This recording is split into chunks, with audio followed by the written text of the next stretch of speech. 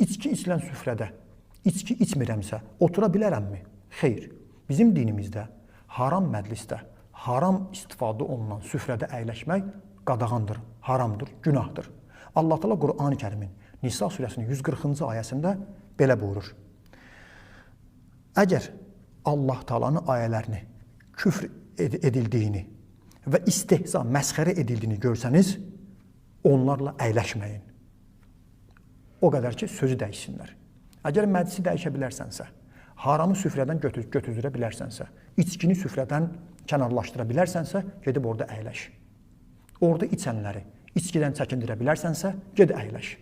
Amma əks halda Qur'an-ı Kərimə əsasən Allahın ayələri, Allah Teala bu ki, şərab olmaz. Orada tapdalanırsa, şərab ayəsi sanki orada tapdalanır. Allahın haram buyurduğu orada tapdalanır.